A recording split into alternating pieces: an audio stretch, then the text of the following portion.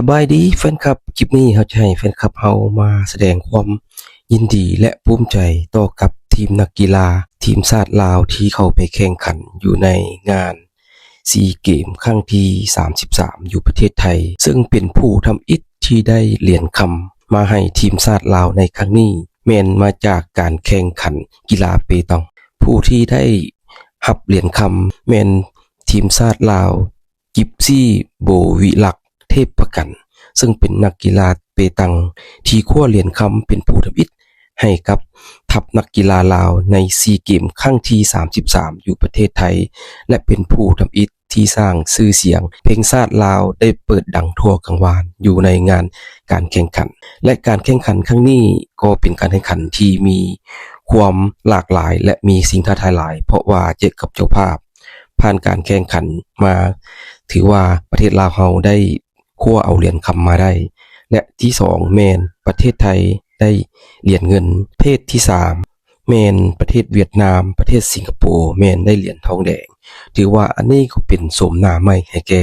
นักกีฬาทีมชาติลาวเฮาที่คว้าเอาเหรียญคำมาให้ประเทศลาวเฮาเป็นเหรียญทำอิฐในการเริ่มการแข่งขันซีเกมอยู่ประเทศไทยในครั้งนี้และกิฟซี่โบวิลักษ์เทพประกันก็เป็น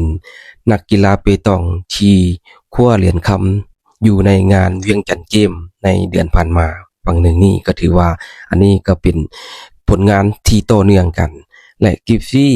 โบวิลักษ์เทพประกันเมืองท่าแขกเข่งคำมวลเป็นนักกีฬาหนุ่มน้อยหนึ่งที่มีการพัฒนาทักษะในการแข่งขันและประสบการณ์อย่างโสดโซนถือว่าฝีไม้ลายมือในการแข่งขันบ่ธรรมดาแข่งขันในครั้งนี้เพิ่นจะเป็นแนวใดหรือว่ามีทักษะแนวใดในการคว้าแชมป์ในครั้งนี้มาชมนำกัน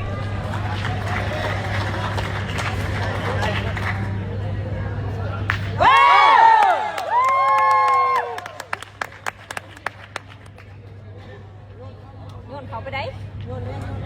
ออกเส้นเลยโอ้ยอย่ามาบอกบ่เป็นอันนี้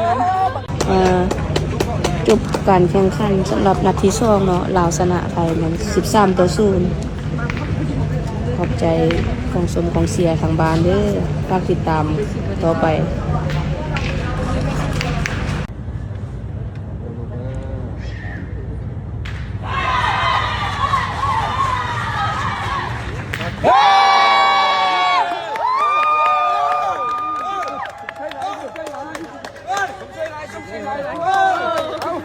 แล้วเรียนนี่แล้วนำมาแล้ว